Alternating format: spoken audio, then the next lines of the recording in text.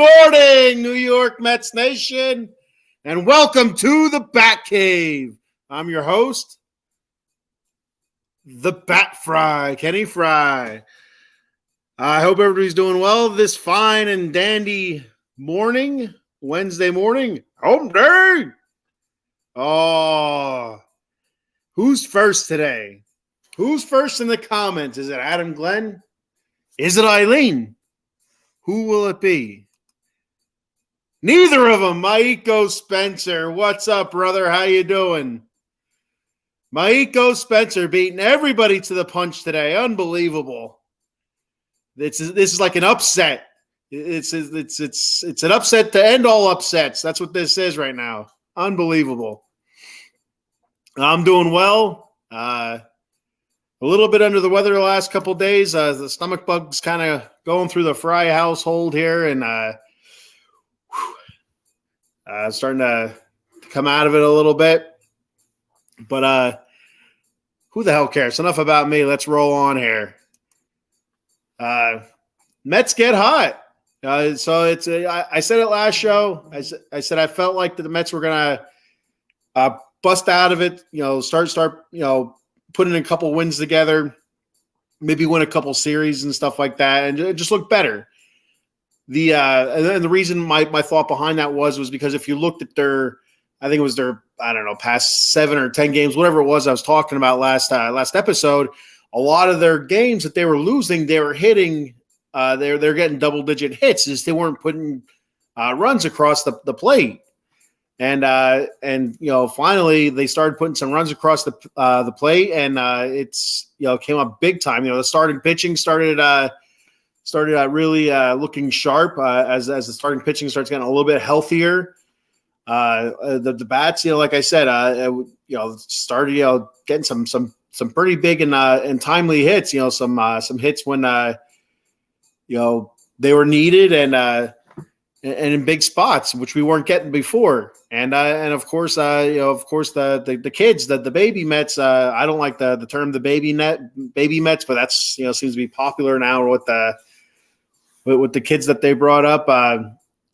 So I like calling them the kids, but anyway, the baby Mets, delivering that spark, that much needed spark, to get things rolling. It appears anyway. That's how it looks. It's a small sample size.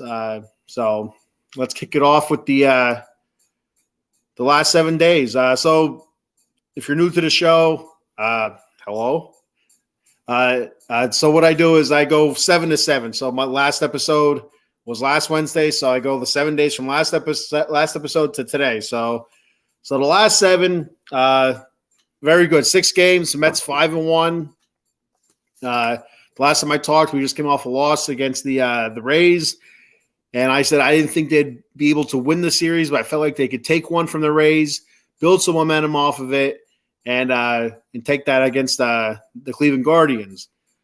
I was wrong. The Mets were able to take 2 out of 3 against the Tampa Bay Rays, and then continue rolling that through against the Guardians and stuff like that. So it was a pleasant surprise taking those 2 or 3 versus Tampa, and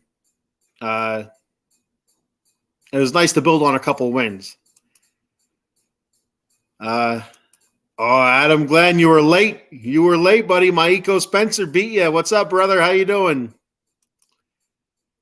Adam Glenn checks in at every show. That's the dude is loyal. Adam Glenn and Eileen, every show. Kudos to you guys. You must like watching me say a million times and say I forgot. I can't remember. So anyway, last 7, I'll get to it here. Since last Wednesday, we'll start from there. We a game against the Rays, 8-7 win, 10 innings. Very nice win. Senga, huge pick, a huge start for Senga. That's what I'm trying to say. A huge start for Senga. He's been very roller coaster, up and down, really struggling with his control, which I think was really hampering his starts. Again, I'm like 4 walks, 5 walks, per game, something like that. It just wasn't, they weren't solid outings. This was a solid outing. He wasn't able to get out of 5 innings most games. I don't think he made it past 5 innings any game until this past last Wednesday, where he was able to pitch 6 innings, gave up 3 hits, 1 earned run, 3 walks, which is more than you like to see him give up, but 12 Ks. Take it. 104 pitches. Now he has a 3.77 ERA. Didn't factor in the decision going extra innings here. So this is what happened. Mets were down 2-0 in the 7th when Vientos, who was just called up earlier that day. I don't know if you remember last week. I had breaking news a couple hours before the Batcave went on the air. Mark Vientos was called up to the big club, and everybody's been clamoring for Vientos to come up. They wanted Vientos. They wanted Ronnie Mauricio. When are these guys going to get called up? The Mets finally called up Mark Vientos, and plugged him right into the lineup to see if we can give that a little bit of spark, a little bit of added pop. He's been crushing the ball down in AAA. So the Mets fell behind 2-0. Vientos hit his first home run in 2023. Made it 2-2. So the first home run, being called up earlier today, throwing on the uniform and like that. 7th inning, 2-2. The Mets fall behind again, 5-2 when the Rays scored in the 8th and 9th. Lowe had a 2-run homer. Rosarena had an RBI. Rosarena is just phenomenal. A little bit of a showboat now, whatever that's all about. But he didn't used to be like that. I don't know if that's kind of like him trying to make himself stand out from other players now or what it is. But Rosarena, it's becoming very showy. He's really putting himself out there now, and in good ways and in bad ways. Some people don't like it, some people do like it. It's I'm not a huge fan of the home run. You get to third base, you stand there and cross your arms. It's that gets your teammates plunked, or that gets you plunked. I don't know why you want to do that, but whatever. Anyway, moving on. So the Mets are now down 5-2, 2 outs, bottom of the 9th inning, couple runners on, when Francisco Alvarez steps up to the plate, another baby Met, and he crushes it, a 426-foot bomb to tie the game. Bottom of the 9th inning, 2 outs. The dude has just, has a clutch written all over him right now. Francisco Alvarez, he's having great at bats. Whereas earlier when he was first called up, the dude was just chasing everything. You could throw him whatever out of the zone. He was swinging big. Go big or go home for him. His at bats have gotten so much better. He's not striking out as often. So he's getting it. He's understanding what he's doing. He's staying within the moment, and huge right there. Like I said, 3-run shot, tied the game up in the bottom of the 9th, sends it to extra innings, and what happens right away? The Rays go up again. So the Rays are up 7-5. Mets are able to get a couple more runners on, and then comes up the polar bear, the big man. Pete Alonso comes up, hits a walk-off 3-run home run, 416-foot blast. Place was going nuts. The place hasn't been like that since last season, basically. Probably midway last season, before the collapse started. So the place was absolute pandemonium. I was going nuts watching it. It was great. It was great to see. It was a lot of fun. It was almost like watching the Mets of last year. Like I said, from early to mid season last year before the collapse started. I wouldn't say collapse. I talked about this last year. I didn't feel like what happened last year was a collapse, but they lose a big lead. It is what it is. Anyway, so the Mets are able to take that one with some heroics from a couple baby Mets and Pete Alonso, the polar bear, stepping up. And so that takes us to Thursday with the final game of the series against the Rays to see who's going to take that series. And the Mets were able to come out and take that win, 3-2. McGill came out, had a nice start for the Mets, probably his best start of the season. Won 6 innings, 4 hits, 2 earned runs, only 1 walk. Again, here's another guy. The whole Mets pitching staff has really, really struggled with walks. It's a lot of walks, and only 1 walk that start. 4 Ks. His ERA at that time was 3.88, improved to 5-2. Alonso, another home run that gave the Mets a 2-1 lead in the game. And then eventually Tommy Pham was able to knock in Jeff McNeil for the go-ahead run in the 6th inning. And the bullpen, unlike the game before, the bullpen was able to shut the Rays down and close the game out. The game before, the bullpen was out there, gave up 5 earned runs over 4 innings in that 8-7 10-inning game. So the bullpen's been up and down, a little shaky recently. So that's one thing that I've noticed a little bit. I'll talk about Ottavino a little bit later on. So that moves us on to Friday against the Cleveland Indians. Guardians. I still think of Indians. When I say Cleveland, I just want to say Indians. With the Guardians, 10-9, 10 innings, another win for the Mets. That makes it 3 in a row. Cookie Carrasco makes his first start in a long time, since coming off the injured list. Not a very good start for Carlos Carrasco. Did eat up a couple innings. They jumped on him pretty early, but he was able to get through 5. He had 5 innings pitched, 5 hits, 5 earned runs, only 2 walks, 3 Ks. He got knocked around a good bit, so we'll see what happens with his next start, how he looks. Kind of knocked the rust off that first game,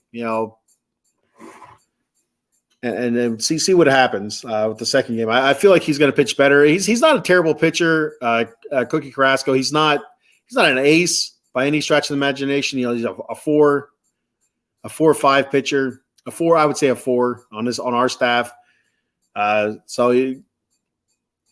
It's you're looking at your 4s usually a high 3, low 4 ERA anyway, and I feel like he'll turn it around. I think Cookie Carrasco will be fine. Eat up some innings and stuff like that later in the season and grind out some wins as he gets some more starts under his belt and knocks that rust off.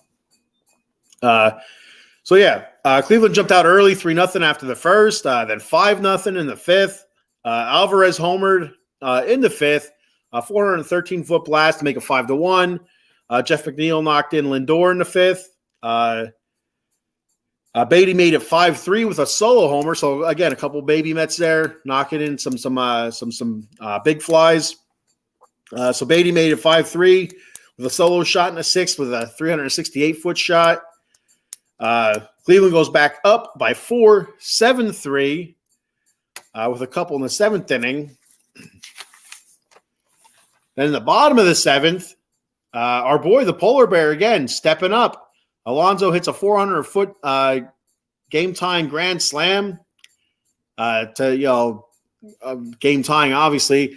And the place, again, was going absolutely nuts. I don't know the whole humping the air thing that's been going on lately. I don't know when that started, but that was the first I really noticed it. Pete rounds the bases and gives the old high five and to I don't know who was there waiting for him in the on deck circle, but they all kind of thrusted their hips at each other, and then I guess I'm sure you've seen it. If you're a Mets fan, you've seen it.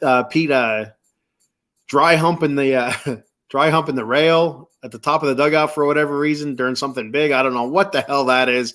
It makes me a little bit concerned watching Pete do the celebration because he's throwing up, he's grabbing this. And he's throwing his hands up and he's reaching up and grabbing this rail as he's dry humping the rail at the top of the dugout. I'm just waiting for him to miss one time. If he misses that rail one time, that dude is going straight back into the dugout, flat on his back. There's a concussion. There's a cracked skull. I mean, I don't know if that's the dad in me, thinking or something like that. But he's got the whole polar bear hump. I don't know if that's a new dance or I'm going to coin that phrase. I'm going to put that on a T-shirt. I think the polar bear hump. Our boy, the Amish Country Mets fan. Let's go, Mets. What's up, brother? He says Pete likes humping things. Yeah, I mean, he's slamming it home. I'll tell you what.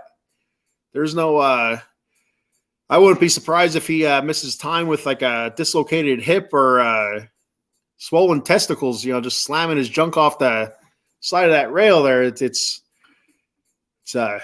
disturbing. If you.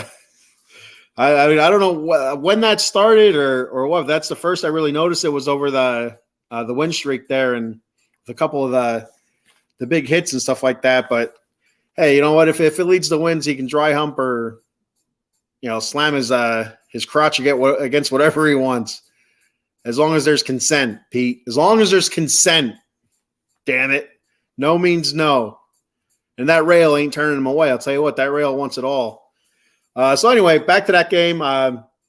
Cleveland goes back up 9-7 in the 10th off an Arias home run.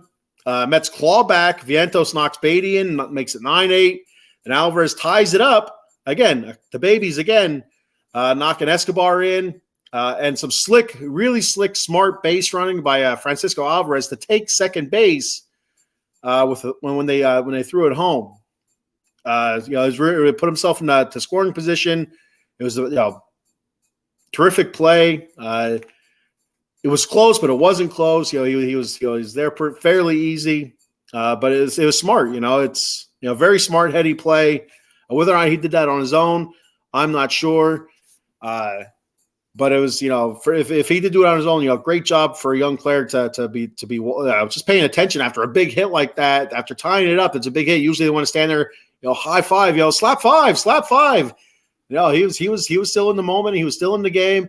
Able to take second base, get himself back in the scoring position, which led to the Amish Country Mets fan.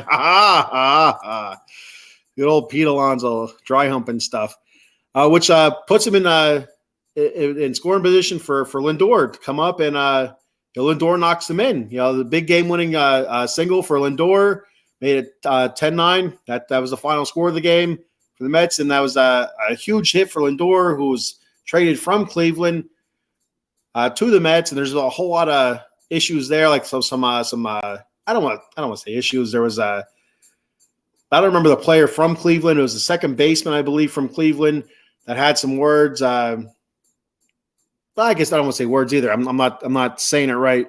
He said that the reason New York is in the position that they're in is because there's no veteran leadership, and the host of the show was I feel like it was AJ Pierzynski, who's an antagonist. That AJ Pierzynski's always causing trouble, even when he was playing. Said something like, "Oh, he goes, well, Lindor's there," and then he said, "Well, he goes, like I said, there's no veteran leadership." So he kind of called Lindor out. I can't remember what the player's name was. That's how good he was. So it is what it is. Eileen says, Pete Alonso thrust is done to drive the women wild like Jack Parkman did in Major League Two. Well, it drove the women wild in Cleveland until they traded him to the White Sox, and it made the women in Cleveland sick. The Parkman, what was it? The Parkman wiggle or the Parkman shimmy or whatever the hell it was he did up there get up the plate and do his little shimmy. And what a great movie. Major League 1 and 2, just fantastic. Amish Country Mets fan says, great point, Eileen. And it was Kipnis. Who the hell's Kipnis anyway? Whatever. He walked that back quick. I didn't see any rebuttals or anything like that. I did see Lindor kind of just like brush it off, but I didn't see Kipnis rebut or anything like that. I kind of just gave it that one look, and that was it. So then we go to Saturday was rained out, so we had a doubleheader Sunday. Game 1, another win for the Mets, 5-4. That made it 4 in a row. Scherzer got the start, 6 innings pitched, 3 hits, no earned runs, 1 walk, 5 Ks, bringing his ERA down to 4.01. Great back-to-back starts for Scherzer. Terrific. To get I think the biggest part of that stat line for me, again, like I've made it a point to say for each starter that I've talked about so far, is the walks. The walks were down. 1 walk, fantastic. Diggs, BTW7. Hey, what's up, G? What's up, brother? How you doing? Thanks for checking the show out, buddy. Welcome to the Bat Cave. Off of the old Twitchy Twitch there. There we go. That's what I'm talking about. I don't see too many people from the Twitchy Twitch checking in. I like it. So Scherzer, 6 innings pitched, 3 hits, no one runs, 1 walk. Huge, 1 walk, 5 Ks. The Mets get on board in the first with Escobar single, scoring Vogelback. The bottom of the fourth, Sanchez sac fly. That was in the bottom of the fourth. Sanchez had a sac fly in the sixth inning, scoring Alonso. Gary Sanchez, welcome to the Mets. Had some issues yesterday with a pass ball, and just not looking great overall. I mean, everything that the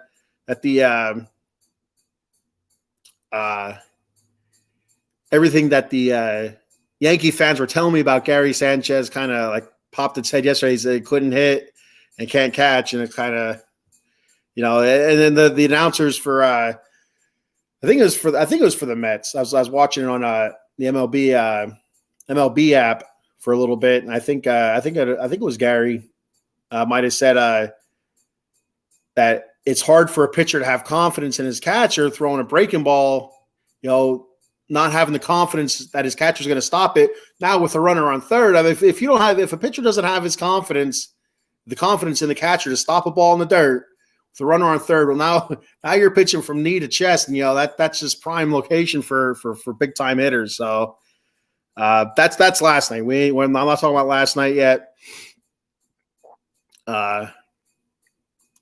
Eileen says Gary Sanchez. Eileen's a Yankees fan, so she's LOLing at us right now. Pass balls are his specialties. Oh, no good.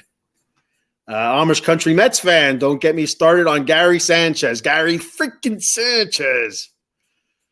There he is, our boy, Danny on Wheels 43. Gary Shitchez, I call him. Gary Shitchez. I like that. I'm gonna use that now as long as I'm at Gary Shitchez. You can check Danny out on Joystick Junkies on Mondays and the Big Blue Power Hour on Fridays. 8 p.m. for both. Coming up pretty soon. I'm not 100% sure when it's going to take effect. We're going to do some schedule jumbling around for the Out of the Box Sports Entertainment, but just stay tuned. I'm pretty sure the Joystick Junkies are still 8 p.m. on Mondays, 8 p.m. Mondays for now, and the Big Blue Power Hour talking New York Giants football are on Fridays at 8 p.m. So back to the game there. Sanchez had a sac fly in the sixth, scoring Alonso. Nimmo made it 3-0 with a solo shot. Cleveland jumped on Ottavino for 3 earned runs. Again, like I said, Ottavino's been struggling a little bit. And Robertson for one they hit a 2-run shot off Robertson, but one of those runners was Ottavino's. So that takes away the decision from Scherzer, which is a bummer. To pitch as well as he did and not get the decision. But it is what it is. Ask Jacob deGrom how that goes. All the great starts he had for the Mets, and just didn't translate into many wins for him. So they what in the hell is going on right now? My screen is getting all screwed up here. I don't know everything's getting moved around here. All right. Bear with me here. I don't know what's stuff's jumping around. Anyway, so in the 8th inning, take the lead, but Marte came up in the bottom of the 8th and retook the lead with a 2-run shot, a 388-foot shot, which ended up giving Robertson the win then instead of Scherzer when Robertson went 1 and 1/3 innings pitched that game. So the Mets ahead, fall behind. The bullpen gives it up, able to dig deep, get that big hit, pull back ahead, something we haven't been doing all season. We'd get ahead, then we'd go down, and we could never claw back out of it, or we go down early and not be able to claw out of it. So far out of those couple of those wins there, those scenarios have come up where we fell behind early, able to claw out of it. Go ahead early, fall behind, able to claw out of it. So we're, and the one thing I said last week, I said I felt like this team had a ton of heart. It's just not translating yet, and it's starting to translate a little bit. So we go to game 2, another win for the Mets, 2-1. That's a 5-game winning streak there. Verlander, 8 innings pitched, 3 hits, 1 earned run, which came in the first inning. No walks, 5 Ks. Again, no walks. Beautiful. His pitching staff has been riddled with walks. Beautiful outing for Verlander. 98 pitches. Took his ERA down to 3.6. Record at 2-2. Ramirez jumped on Verlander in the first with a bomb. As soon as he hit that ball in the first, I'm like, oh my God, here we go again. Verlander's going to get booed off the mound again. We're going to have to start questioning and stuff like that. It's, question, Verlander, is he done? Is he finished? Stick a fork in him and what's going on? But then he's able to bounce back with a gem like this. Beautiful job by Verlander, able to, he's been pitching forever. He's been pitching since, since the 1800s, I think, since Ty Cobb was playing, I don't know. And, so he's a veteran. He doesn't get rattled by a solo home run in the first inning. So he's able to work through stuff like that. Whereas maybe a younger pitcher, ends up giving him 2, 3, 4 innings in the next inning or two. So, absolutely, big time start for Verlander. Scherzer, Verlander back to back. Great stuff from those guys. That's what the Mets are paying them for. A lot of money. That's what the Mets fans want to see. They want to see those 2 guys back to back, shutting people down, and that's what they did. Like I said, Ramirez jumped on JV in the first, but that was it for Cleveland. Lindor ties the game up in the 6th with a home run. Another big hit for Lindor against Cleveland, and then McNeil had a sac fly in the 8th to give the Mets the lead and the win. So the 5-game win streak, was able to sweep Cleveland, which is a surprise to me. I'm just looking for series wins, just like last season. The series wins were huge for us last season, especially early to mid-season, to build a lead, to gain confidence, and so it's good. The sweep is even better than a series win, so we'll take it absolutely. Amish Country Mets fan says, "Go Big Blue." Maiko Spencer says, "Feelings about Senga tonight. Betting minds need to know. Great thing is whenever I bet the Phillies, they lose. Yeah, keep betting the Phillies, Maiko. Keep betting the Phillies." Amish Country Mets fan says, "Ace." Absolutely ace. Maiko, I you know what? It's hard to say about Senga. So he pitched. How many days ago is it now? He pitched. It would have been last Wednesday, so that's 7 days. You know what? Throw some money on Senga. There it is, buddy. Well, you know what? No, I would. Yeah, throw some money on Senga. I was watching the Cubs game last night, and they're predicting the weather to be, I don't know now. The weather's supposed to be in the mid-50s at game time with the wind blowing in. So, it's not going to be a friendly hitter's day in Chicago. So I'm guessing by that logic or whatever, that it should be a better pitcher, a pitcher's type day. But I don't know how Senga pitches in the cold.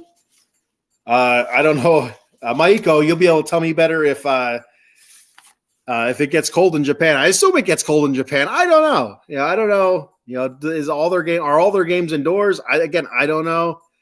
Amish Country Mets fan says Senga changed his pitch sequence in his last start, really helped him out a lot. Excellent.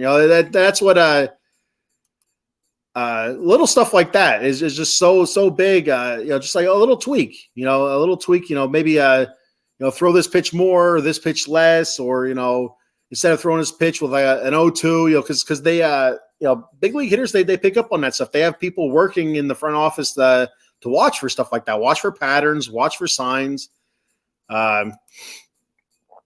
Amish Country Mets fan, they play all indoors. I thought so. I don't remember ever seeing like a highlight of Japanese baseball where it's outside. That's now that I think about it, that's kind of weird. I don't know. He also says, dude is always good for Ks. Just need to keep the walks down. The walks are huge for Senga. Like I said, his last start, even with the 12 Ks, the 3 walks, they're still kind of troublesome with that extra inning, because I don't know if he even got past the 5th inning before that. He might have pitched in the 6th once since he's been a Met, besides that last start, besides that win. So keep the walks down and keep his pitch count down. I think he'll be good. So we'll see.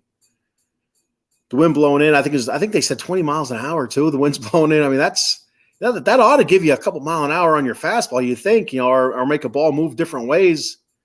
I don't know. So the Mets were riding a 5-game win streak. They had Monday off. They come last night. They started a new series. Maiko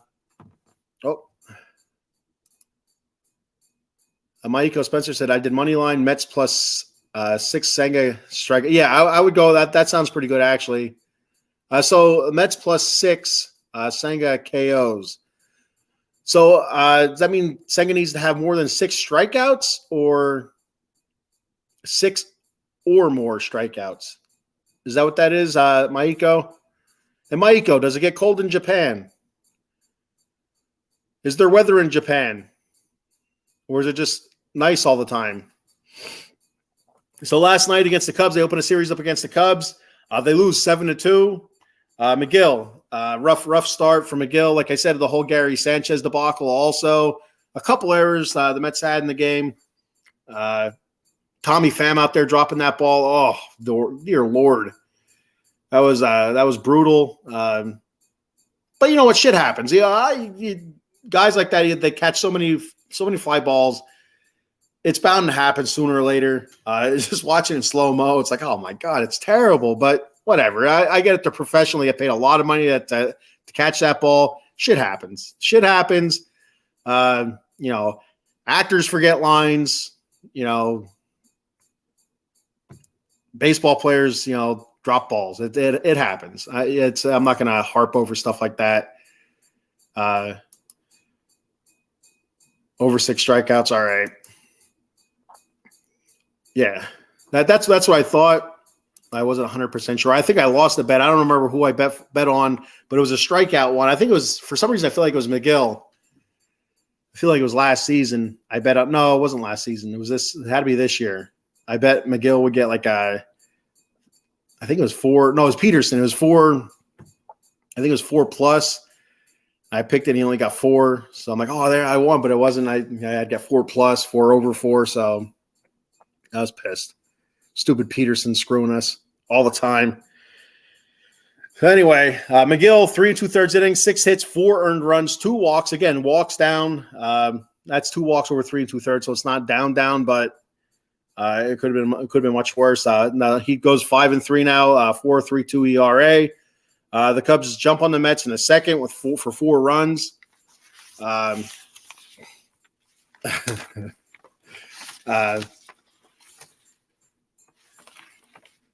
Yeah, and then Alonso had a 434 shot, made a 4-1. A huge blast by Big Pete. Another home run. That's all the dude has been doing. Is hitting bombs, and oh,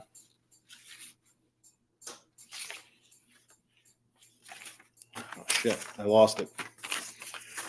But then the Cubs took over the rest of the game, pretty much. I think it was who's the dude on the Cubs? There's a kid on the Cubs that has 9 home runs, and I think it's 9 home runs in 12 games. It's unbelievable. Let me look it up here real quick. Yeah, Morel. Freaking he made it 7-2 in the 7th inning. He had a 383-foot home run. 9 home runs in 12 games. That's unbelievable. I couldn't believe that when I heard that last night. They were talking about him before the game on the because I was listening on the radio. It was the Cubs broadcast in the Sirius XM. So I was listening to it for a couple minutes while I was driving my daughter to basketball practice. And you're talking about Morel and how hot of a start he's had since being called up. And then he hit the home run in the 7th inning. You're like, that's his 9th home run in 12 games. Like, what? That doesn't even make sense. How's that even possible? So, I mean, unbelievable. The Cubbies, I picked the Cubs to push for the Central Division. They're really struggling right now. So it doesn't look that way, but it's still early, only a quarter of the season through here.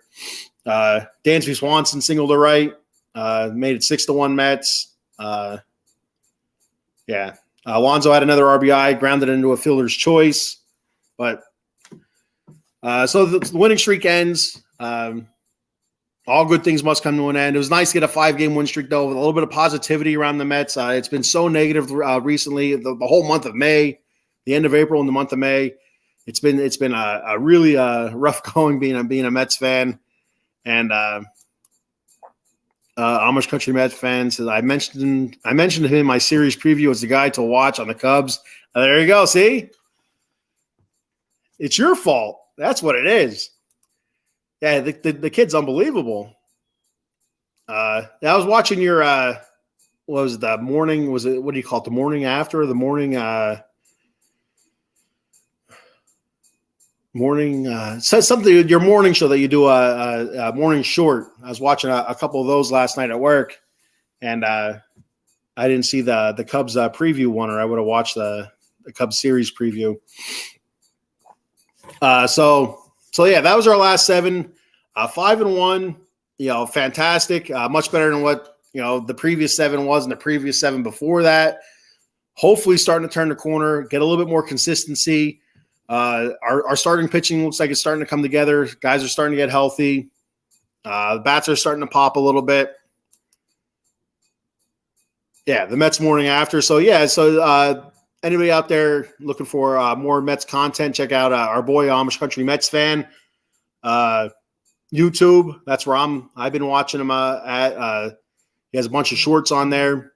He has a watch. I think a watch party coming up. Also, they're going to watch the Mets and the Rockies coming up. I think Friday. I think it said. Is it Friday? What's today? 24th, 25th? Yeah, 26th of Friday. So make sure you check Amish Country Mets fan out. All of his content. So we'll move on. Scherzer and Verlander looking aces again. Like I said, Verlander, terrific start there. 8 innings pitched, 1 earned run. Scherzer's last 2 starts, 11 innings pitched, only 1 earned run over his last 2 starts. Fantastic. These guys finally starting to look the part. And giving the Mets that extra boost. That extra boost that we need. Sometimes you go into a lose streak, you go into a funk. It's nice to have those aces to break that up. And to have 2 of them, is just, phenomenal. A lot of teams, they only have 1 guy like that, a streak breaker, they call him. We're lucky enough to have 2 of them, where if these guys are starting back-to-back, we do go on a losing streak, maybe we can get a 2-game win streak and maybe take a series that way or something like that to kind of turn things around a little bit. So it's important to have at least 1 ace do that, but to have 2, phenomenal. I can't say enough how happy I was that Scherzer and Verlander are able to pitch like themselves and show out for the Mets fans. Especially Scherzer, he's been up and down a little bit. If you look at his stat lines over his last, I think 5 starts, not terrible. He had that 1 start. I think it was it against the Rockies where he gave up, I think it was like 6 earned runs or whatever it was, got blasted. And I don't know if it's against the Rockies or not, or the Reds. Anyway, it doesn't matter. It doesn't matter who it was against. It was against somebody. And you look before that, he only did the 3 innings or whatever it was against the Dodgers before he got called out with the sticky stuff. And I think the start before that, it was like 5 innings. I think he might have been no earned run. So he's been pitching all right, but just didn't feel like a typical Max Scherzer type start like we were getting last year. I thought Max was terrific last year. At the end of the season, kind of petered out a little bit. But overall, as a whole, I thought Max Scherzer pitched really, really well last season, and that's kind of what you were expecting this season, but you hear the rumblings another year older. These guys are washed and stuff like that. But the old dogs still know how to bark. I'll tell you that right now. Both of them, old dogs, still know how to bark.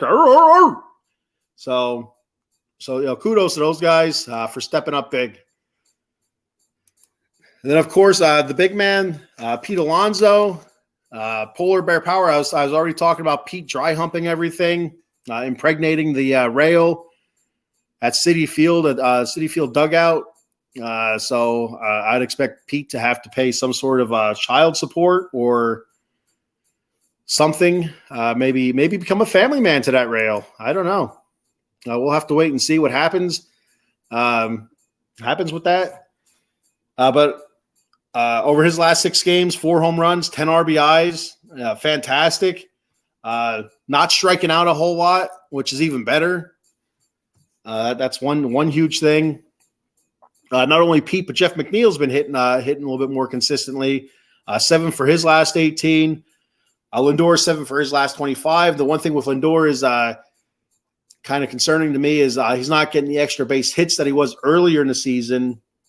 But they'll be back. It ebbs and flows, roller coaster type stuff, up and down. So stuff that goes away will eventually come back, in my opinion, anyway. You need a dugout mug. There we go. See it? New York Mets dugout mug. If you don't have a dugout mug, check them out. Eileen has a comment. Do you think sticky stuff plays into him not doing as well? I'm sure they are watching him more now.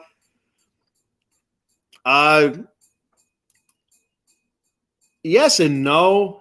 I think I don't know. Like to be 100% honest with you, Eileen, I didn't know rosin was sticky. I had no idea. Like as a kid, I never even touched a rosin bag. I was a catcher. I played a little bit third base and first base. I think I pitched once in a game, and I'm a Joe Nobody, so it's not like we had a rosin bag out there. I've watched hundreds of baseball games. You see the rosin bag, they kind of toss it in their hands. You see powder and stuff like that coming off of it. So I never even knew that stuff could become sticky. I don't think it affected him.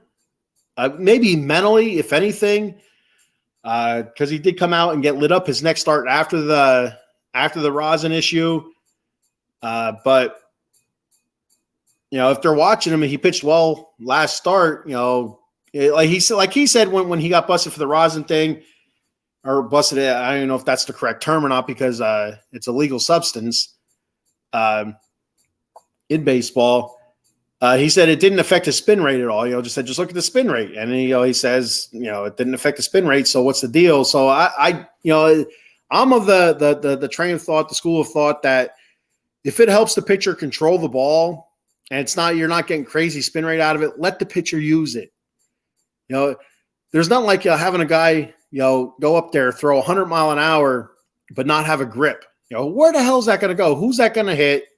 I just feel like if it gives the pitcher better control, let him use it. The same thing with pine tar and stuff like that. On bats, like you're only allowed to have a certain amount or up to a certain part of the bat. I guess it does give you a little bit of an advantage, but I mean, people are there to watch stuff like that. They want to see the big fly. They want to see big hits. They want to see hard hits. They want to see the pitcher with 10 strikeouts, 11 strikeouts, 12 strikeouts. I don't have a problem with it. So it is what it is. So Pete's been smashing the ball. Again, last night, like I said, a home run and another RBI. He's first in home runs, fourth in RBI in the league right now. Still hitting 230. It's still a good bit low, but I could see him creeping it up to 250, 260 before the season's over. Probably around his average. I think last year he had actually hit close to 270, 280, somewhere around there. I think in the 270s, I think. So, real quick before we move on, I'm going to hit the old sponsorship tag here. Monkey Cold Coffee. Monkey Cold Coffee, the bourbon chocolate chip infused coffee, fantastic. I rant and rave about it. But in my opinion, even better is the toasted coconut rum, their new flavor, outstanding. The aroma is just, insane. Like I said a couple episodes ago, Folgers needs to take a step aside, and now it should be the best part of waking up is Monkey Cold Coffee in your cup. That's what it should be now. It shouldn't be Folgers or not like that. It should be Monkey Cold Coffee, toasted coconut rum, fantastic. Like I said about the bourbon chocolate chip infused, outstanding. Check them out at monkeycoldcoffee.com. They also have some t-shirts, mugs. I also have the tumbler. I also bought the cold brew pitcher. The cold brew is fantastic. These coffees and cold brew are fantastic. I need to get another bag of the toasted coconut rum. I'm out, so I'm gonna have to hit that up over the next couple days. They also have a K-cup adapter for the K-cup machines out there, and that and much, much more. Like I said, at monkeycoldcoffee.com, and at checkout, make sure you're using the promo code OOTB Sports for a discount. That promo code, once again, is OOTB Sports. And with every bag of coffee that you purchase, or every sale that is made, the owner, Matt, donates 10% to the the National Pediatric Foundation at nationalpcf.org. And I'm going to read their mission. It says, we lost someone very close to us to cancer in 2019, Robin Ray Larson. Our cult has made it our personal mission to honor and remember her by helping others. For every bag of Monkey Cold Coffee sold, we will be making a donation to the National Pediatric Cancer Foundation in her name. Fantastic stuff for Monkey Cold Coffee there. Even if you don't like coffee, buy the freaking coffee to help the kids out. Give it away as a present or something. It's look at that sweet face there. There's nothing worse than seeing a kid sick. I've said this numerous times. It's tough. So make sure you go to monkeycoldcoffee.com. Use the promo code OOTB Sports, and get yourself some coffee and help the kids out. Got a comment here before we move on. Our boy, the Amish Country Mets fan. I'm headed to PNC to see the boys in a couple of weeks. There you go. I heard that stadium there in Pittsburgh is beautiful. I think Maiko Spencer lives out there in Johnstown. He'll be going there to see, I think, the Pirates and Braves, I think, coming up pretty soon to PNC Park. I'd love to go out there and see a game one day. It just seems like a really nice stadium. From everything you hear, it's one of the best stadiums in the league. And the Pirates, started out hot this season, playing like crap now. Playing like the Pirates, I should say. Says it's amazing. I just watching it on TV just looks amazing. It's just like I said, everything that you hear being there is even better. All right, we'll hop back to it here now.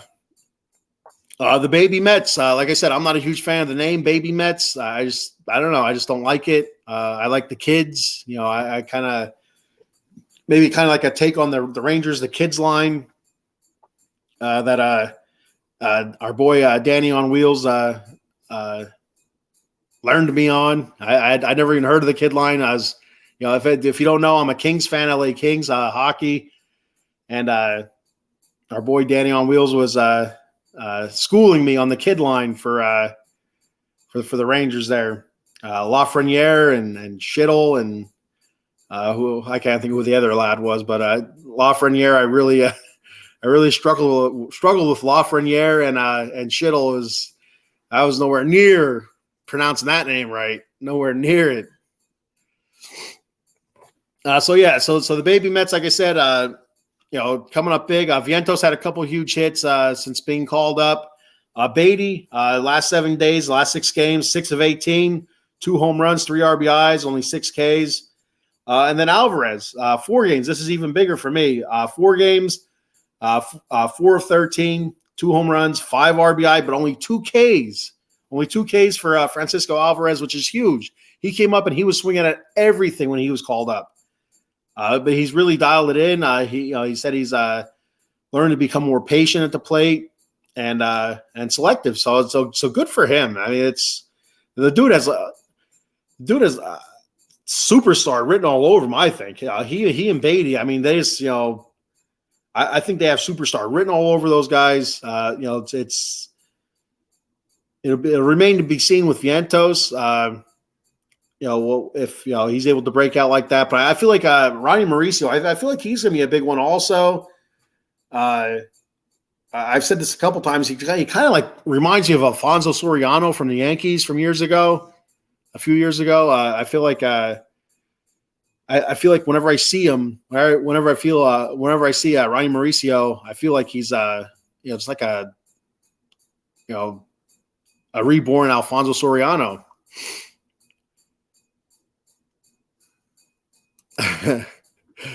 Danny on wheels. So I'm saying Lafreniere a lot better now, buddy. I've been practicing it. And Schittle, like I said, I can't remember who the other lad was, but his name was too easy to remember, I think. So like I said, the baby Mets delivering. We'll see. We'll see what happens once our catchers become healthy. What they're going to do with Alvarez? That's going to be interesting to me. I don't know. They have to keep Alvarez up. They cannot send Alvarez back down. So what do? You have Omar Narvaez. I think is back in July, maybe, or June, July. I think July.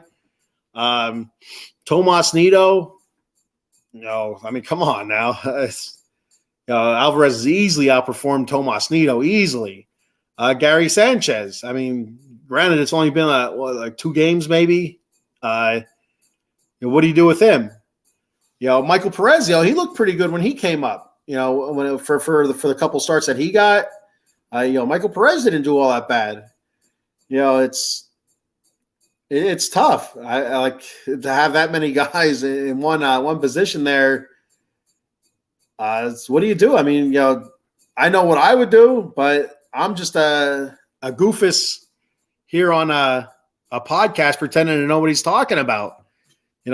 For me, all out there, I'd cut Tomas Nido, and I like Tomas Nido. I think Tomas Nido isn't a bad catcher. He's not a great offensive catcher by any stretch of the imagination. He's a terrible offensive catcher. Defensively, he's been good this season, but Omar Narvaez, I think you have to keep him. I think you have to keep him in there as a backup. Alvarez has to be your starting catcher, in my opinion. Alvarez has to be your guy. Gary Sanchez, he may not like it, but he needs to be probably back down AAA or released. I don't know. I don't know why the Mets even really signed him. I don't know if it's just for the potential of a big bat, maybe, or I don't know. I don't know what the deal was there. It seemed like a I don't want to say a stretch. It seemed like a desperation grab for some reason. I mean, I thought we were all right at the catcher position, but I don't know. Amish Country Mets fan says send Sanchez to Alaska. Send Nido with him, and Alvarez and Narvaez are your catchers to Alaska. Delta Junction, Alaska. Here we come. That's fantastic. Eileen, she says, I can outperform Gary Sanchez. There we go, Eileen. Eileen's our number 3 catcher right now. Eileen, thank you very much for your support and loyalty as a Yankee fan. It's much appreciated. I know it hurts you a little bit. Perez in AAA as a backup, yeah, that's keep Perez in AAA. Narvaez should be the backup when he comes back. He was one of our big offseason acquisitions, even though it is one that I didn't really get because historically his numbers haven't been great. I think he had like 1 or 2 really good offensive seasons. Defensively, not bad a couple years, but nothing that would warrant a big signing. So whatever. So it should be Alvarez as your starter, Narvaez as your backup when Narvaez does come back. I think it's July. So we'll move on from the baby Mets. Like I said about Ottavino earlier, the dude has been struggling. Let me get that off of there. Hide. There it goes. Ottavino's been struggling. So far in May, 8 2/3 innings pitched, 8 hits, 7 earned runs in the month of May. Now his overall ERA is at 4.82. Ottavino is one of the guys that I was harping we really need to keep from last season. I wanted Lugo and Ottavino back in the worst way. We're able to get Ottavino back. Lugo left and is now a starting pitcher. Good for him. That's what he wanted to do. But Ottavino, he was pitching well. He's hit a bit of a slump here in May. I think he'll be fine. He's a really good pitcher. Just hit a rough patch. So he's been used a lot so far this season. I mean, the whole Mets bullpen has been used a lot this season so far, and maybe that's just what crept up on him. Maybe he's a little tired. I don't know. But he's been getting slapped around a good bit, and it's a little concerning. But better May than September. So let him work through it, and I think in the end I think he'll be fine. I think he'll be able to work through it, and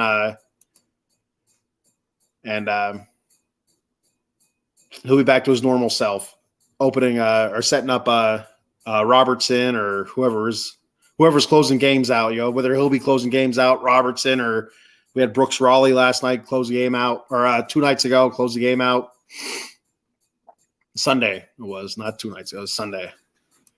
All right, so for the next 7 days, we got a couple more with the Cubbies here. 2 more with the Cubs. We have Senga going tonight. He's 4-2 with a 3.77 ERA versus a former Met, Marcus Stroman, who's 3-4 with a 3.05 ERA. Stroman has a couple more innings on Senga. I think he has a couple more starts on him also. Should be a good pitching matchup, like I said, about the weather and stuff like that.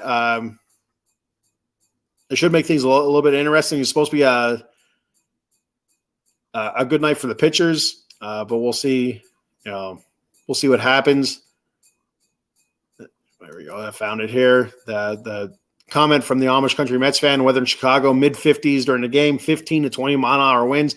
And like I said, watching the game last night, they said we'll be blowing in. I don't know if that was when I was watching the game on SNY on the MLB app, or if that was when I was listening to on the Sirius XM, the Chicago broadcast. But they said the winds will be blowing in. So low scoring, maybe. Don't expect too many bombs, or if any. So then the series finale, we have Carrasco going against I think his former Yankee, what's his name? James, I think it is James Taillon. Yeah, I think he was I think he was a Yankee. I could be wrong. Filene, if you're still watching, I think Taillon, I think he was a Yankee last year. Carrasco's 0-2 with an 8.68 ERA. Taillon is 0-3 with an 8.10 ERA. So they save all the offense for that game, I guess, and see what happens. Eileen says, I feel like SN announcers were not happy that all these Cubs games were night games. Yeah, I was actually kind of surprised that they were. I was expecting to see at least 2 of the 3 be day games, because that's what the Cubs are famous. Famous for their afternoon games. I think they're one of the last teams to get lights at their field, but I could be wrong. I don't know if I'm just making that up in my head, because that's what I do with a lot of stuff. I make a lot of shit up in my head. I don't know. So yeah, I was actually surprised that all 3 of those games were night games, which could be huge, especially that 50-degree game today. If it was in the afternoon, maybe it'd be 65. Instead, and maybe the winds wouldn't be as bad, but it is what it is. Taillon was a Yankee. Yes. Battle of the 8 ERAs. Yeah. A lot of fun there. Watch, there'll be a pitching duel. It'll be 2-1 or something like that. Former Pirate and Yankee. Oh, okay. I didn't know Taillon was a Pirate either.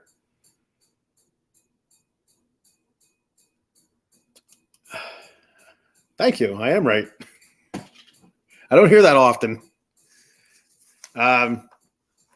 So after that, we have 3 with the Rockies. Like I said, make sure you check out the Amish Country Mets fan.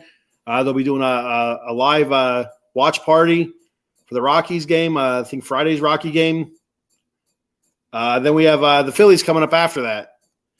So the next time I come on to do the show, we'll be in the middle of our series with the Phillies, and huge series there, especially me being the heart of Phillies country and on a network with a crap ton of Philly fans. And, the Phillies aren't playing all that well, but like I said last season, they're too good to stay down too long. And it's just, that team is stacked, and they'll figure it out, the Phillies. I have no doubt in my mind that they'll be fighting for a spot again at the end of the season, just like they did last season. And, it wouldn't shock me again if they got super hot again, just like they did last year. In 1988, they finally got lights. Yeah, that's what they were famous for, is that their afternoon games and, the bleacher bums and stuff like that, and throwing the ball back and all that good stuff. But I just figured that most of their home games were afternoon games. That's why, like I said, I was surprised that all 3 Mets games were 7 p.m. So before I move on, I'm going to do another sponsor read here with our boy Jay Fine Law. There it is. Jason Fine, Jay Fine Law, a.k.a. Attorney Big Al. You can call Big Al at 1-800-HURT-123. That's 1-800-HURT-123. They specialize in motor vehicle accidents, slip and fall, workman's comp, personal injury claims. You can call Jason 24/7 directly at 267-962-4895, or our boy, Maiko Spencer, Paul Spencer, at 267-303-7324 for a free consultation. They now have 3, count them, 3 office locations throughout Pennsylvania and New Jersey. One office in Pennsylvania is in Philadelphia, Pennsylvania at 1628 JFK Boulevard, Suite 2120 in the city of brotherly love, Philadelphia, Pennsylvania. The number there is 267-888-2980.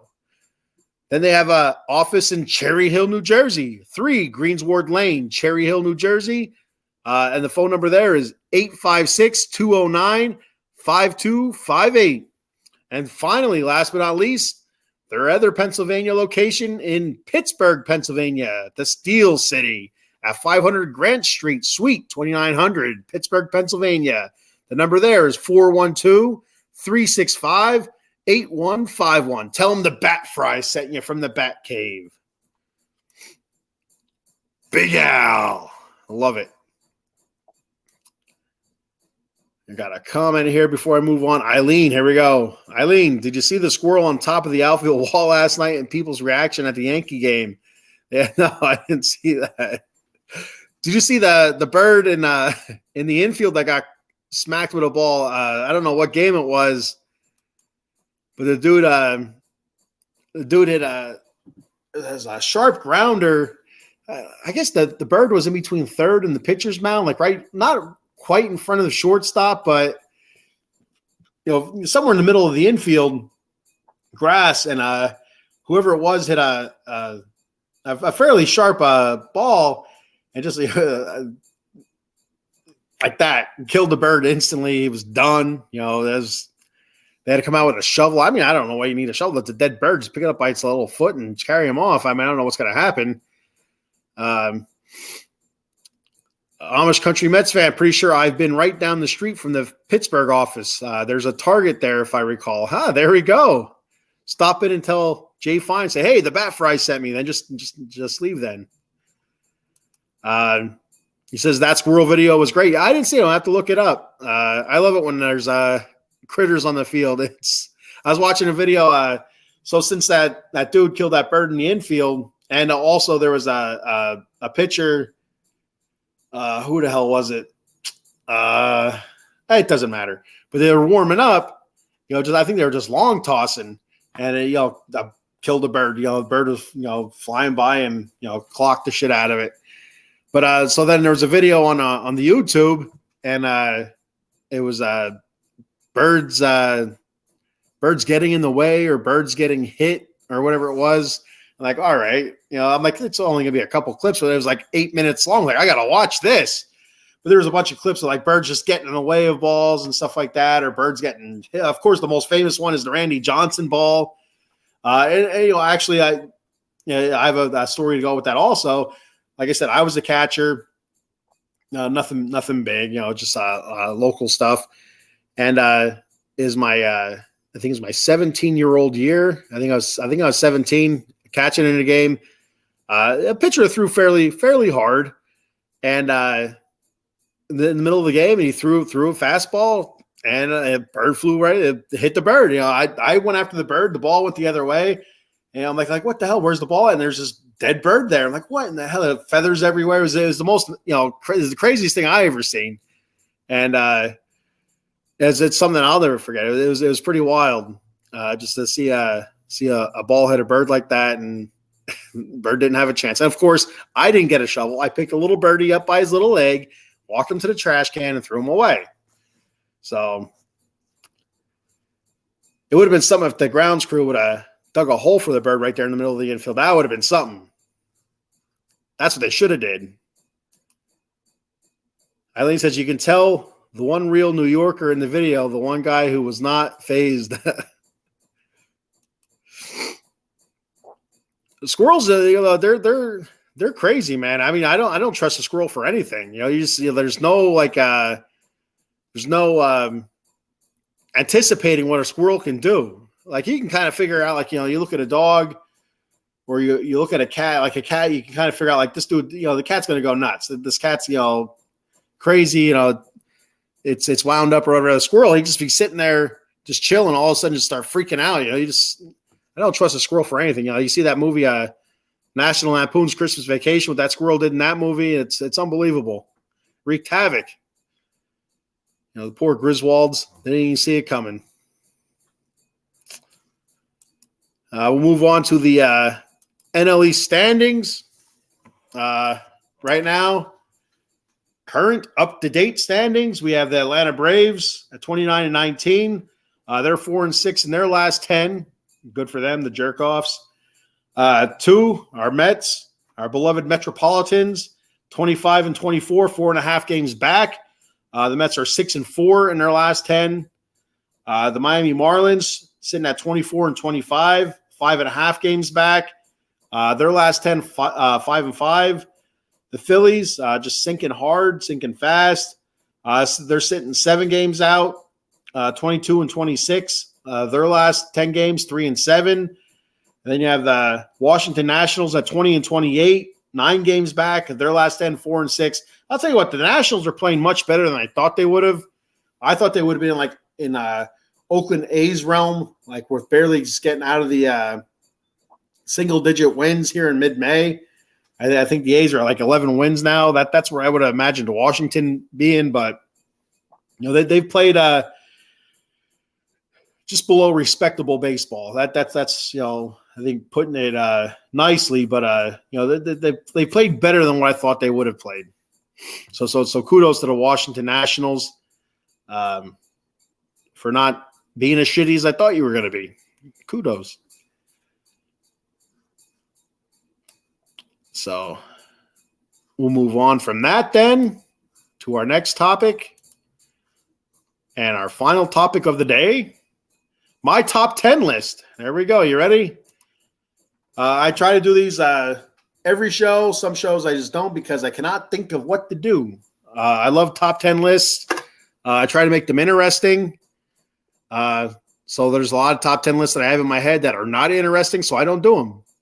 But this one I feel like is pretty interesting. I think it's neat because everybody's used one of these before. I should say I don't know if that's everybody's owned one of these before, or somebody's played one of these before. Board games, family time. I grew up as a kid, board games and stuff like that. Now, when I was a kid, board games were probably a little bit bigger than they are now because of video games. Now there's more video games. There's more entertainment through TV, video games, computer type stuff. Whereas when I was a kid, family had one TV. Our first video game system, I think it was the Atari. What was it? Was it the Atari 7600 or something like that? And I think I might have been 7 or 8 years old at that time. So there's a lot of board games before that, and there was a lot of board games after that. We used to like playing board games when I was a kid. So top 10 board games. My opinion. My thought on this. Honorable mention goes to Mousetrap. Mousetrap it seems like a lot of fun, but a pain in the ass to set up. So that's kind of why Mousetrap is out of the top 10. I think it's a little overrated too. I mean, I don't know. We never had Mousetrap when I was a kid, but I did play it, and I was never a big fan of it. There is a ride at Hershey Park, I think it is. We call the Mousetrap ride. Wicked as hell. It's a little car. It doesn't look that bad, but it comes around, turns, and it's like whips you. It's unbelievable. It's scary as shit. So if you're ever in Hershey Park, check out the one ride. It looks like Mousetrap. I don't know what the exact name of it is, but it might be called Mousetrap. I don't know. So number 10, Connect 4. Simple game, a lot of fun to play. So then that's easy game to play. Anybody can do it. Number 9, Clue. Colonel Mustard did it in the living room with the candlestick. That type of stuff. Fantastic. Classic game, Clue. And over the years, I feel like there's been a couple spin-offs of that. Like a Clue. I don't know, Clue Hogwarts edition or something. I don't know, but there's been some spin-offs of that, with popular like TV shows or movies or whatever to kind of spin off of that. Number 8, Scrabble. I like Scrabble. I liked Words with Friends on my little telephone, my little cell phone. I used to like doing that. I don't do it anymore, but I used to get a lot of spam on there, so I kind of stopped playing Words with Friends. And but yeah, Scrabble, a lot of fun. Gets that mind going. Gets that mind jogging. Danny stole it right from you there, buddy. You said Operation number 7. I have Operation at number 7. Everybody loves Operation. It's easy to play, a lot of fun. You hit the sides, you get that buzz, and his nose lights up and stuff like that. Danny says Chutes and Ladders. I played a ton. I played that a lot with my kids. Chutes and Ladders. That's a lot of fun. And Boggle. Oh, I remember Boggle. Just hearing that click. I can't do it. I don't know. But yeah, Boggle's a lot of fun. Peggy Hill from King of the Hill. You ever watch that cartoon? King of the Hill. Peggy Hill was the Boggle champion of Heimlich County. Number 6, the game called Life. That was always an interesting game. I kind of used to set the families up pretty. I used to cheat. I'm just gonna say I used to cheat at the game. It is what it is, but I liked Life. I like the game of Life. I like the little pegs and putting them in the car and stuff like that. Number 5, Candyland. Candyland was always fun. I had a lot of fun playing Candyland with my kids. I actually still have it up in the shelf. Maybe I'll break Candyland out this weekend. No, I'm not going to do that. Number 4, Battleship.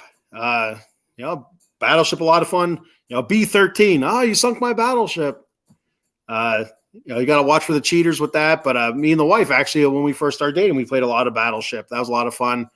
I always wanted an electronic Battleship. I never got it, though. When I was a kid, I'm like, oh, Dad, I want an electronic Battleship. Damn it. No. So it was always normal Battleship. We had to do it the old-fashioned way. No sounds, nothing like that. The Amish Mets fan. Monopoly, Sorry. Oh, I forgot about Sorry. Clue, Connect 4, Trouble, Yahtzee, Taboo, Sequence. I never heard of Sequence. Life, and Scrabble. There you go. That's pretty good, buddy. So number 3, I have Uno. I love playing Uno. I still play Uno to this day with the kids. Love Uno. You can't go wrong with Uno. Simple game, easy to learn. Just a lot of fun. And they have the new types of Uno where they have a blank card. You can write down something on it. That if somebody picks that card up, or if you give that card to somebody, they have to spin around 3 times every time there's a 7 or something like that. I don't know. You could put some sort of crazy twist on the game, which is, I think that's pretty neat. Number 2, checkers. Everybody loves checkers. Everybody knows how to play checkers. Not like that, uppity brother of theirs, chess, with their nose in the air, king, checkmate, and all that stuff, the pawn. It's no, we're not talking about the snooty brother chess. We're talking about checkers. Checkers, good stuff, easy. Everybody loves checkers. King me, jumping everywhere. You don't move your back row. Whatever you don't move your back row. Not unless it's absolutely necessary. Double jumping, it's beautiful. And the number 1 board game of all time has to be Monopoly. Everybody's played Monopoly. Everybody's fought over Monopoly. There has been hurt feelings over Monopoly. There's been families broken apart by Monopoly. Kids put up for adoption. Hotels sold.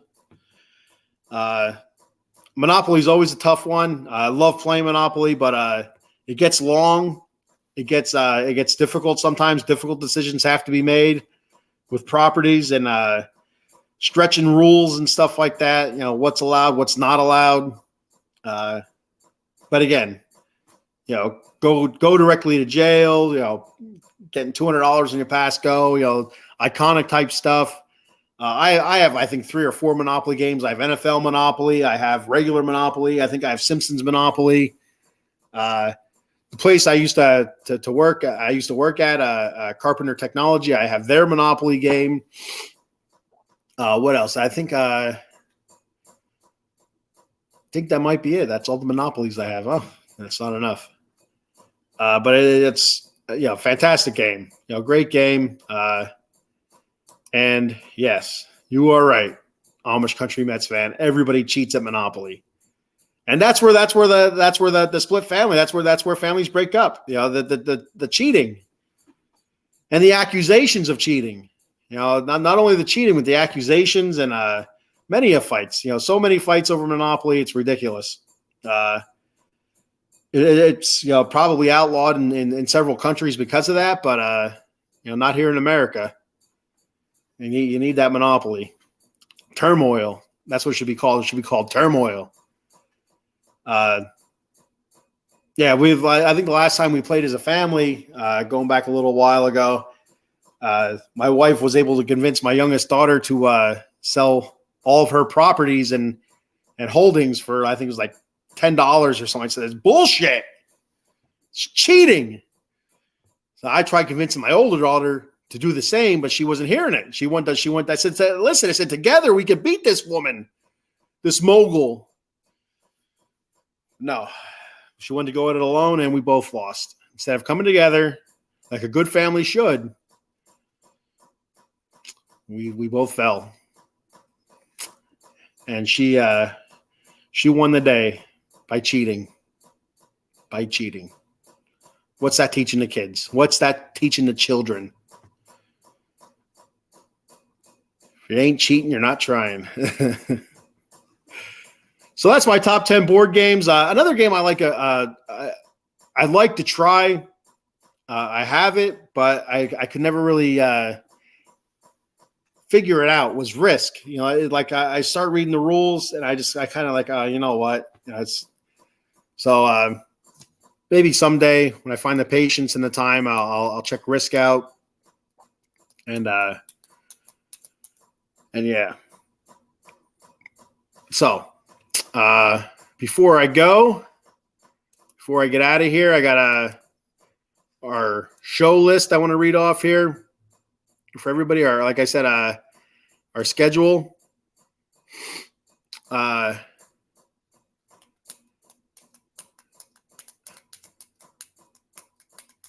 don't know if this is immediate, if this starts immediately or not. Well, anyway, no, I don't think it does. I'm going to show the other schedule instead. Our weekly broadcasting schedule. Again, stay tuned in case I'm reading the wrong one. I don't know.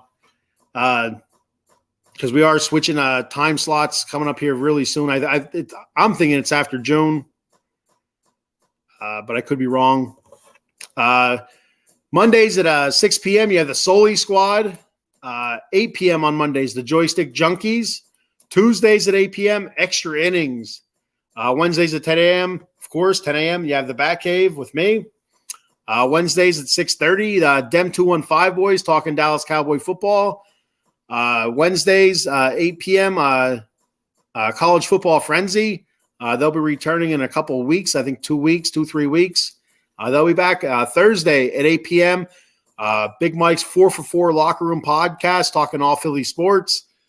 Thursdays at 10 p.m., nope, never mind. Thursday, that's not on. Fridays at 8 p.m., the Big Blue Power Hour, talking New York Giant football. And then my next show, Saturday, 10 p.m., Vegas Sports Scene. I will not be live this Saturday. I will be camping. I will be away, so I will not be live. I still may do a show. I still might go live Friday afternoon. I'm debating yet. As soon as I figure it out, I'll let everybody know. Maybe even Sunday night, I might go live. But yeah, so that's what our schedule looks like right now. Like I said, check the Out of the Box Sports Entertainment schedule out just to make sure. We also have a new show announcement. I'll be doing a new show Friday nights at 10:30. Myself and Cowboy Dave, wrestling, the Atomic Drop Podcast, powered by Out of the Box Sports Entertainment. We'll be talking WWE wrestling, past and present. It's going to be, I'd say, like 99% WWE. I don't watch AEW. I've always been a WWE fan. So that's what we'll be talking. Super excited to start doing that. Talking some wrestling with my boy Cowboy Dave, and also anybody looking to start a podcast up. Get a hold of myself or Paul Spencer, and we can help you out, hook you up, and get you pointed in the right direction. So there's that. And there's me. And we also have, here's one more. The Not Your Average Janes is a 14U softball team that I'm an assistant coach for.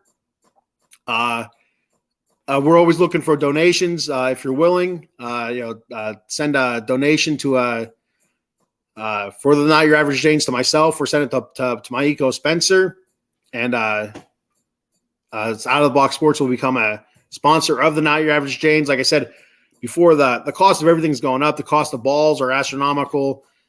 Tournaments are outrageously priced nowadays.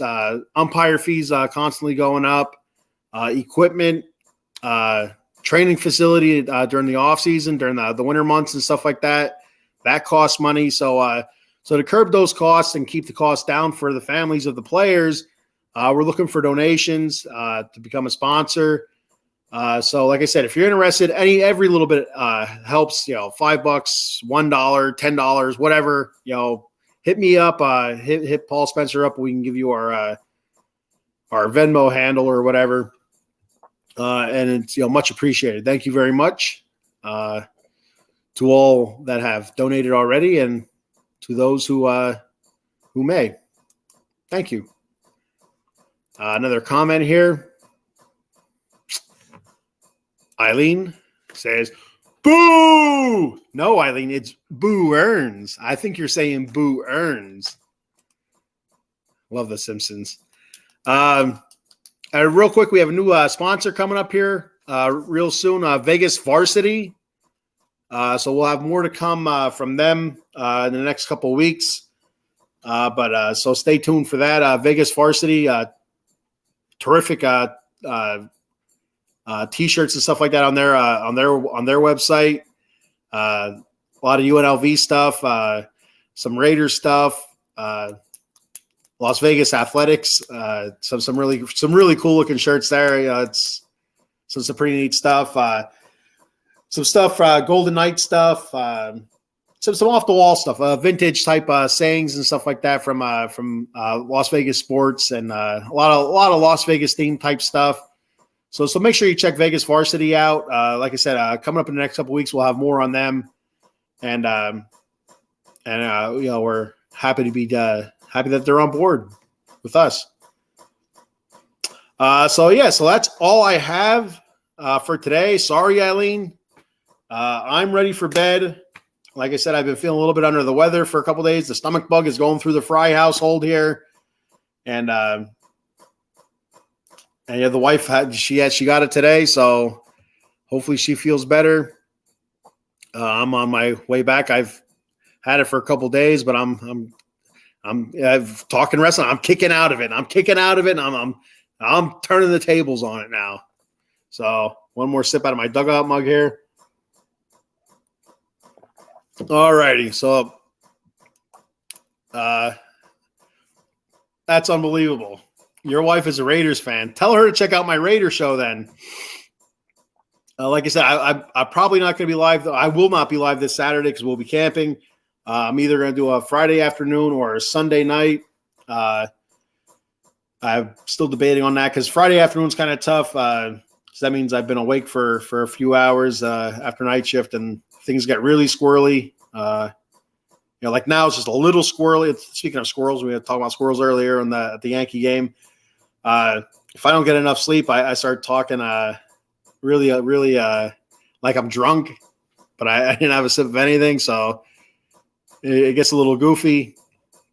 So I don't know if I'll do Friday afternoon or Sunday night, or maybe I'll just skip to the following week.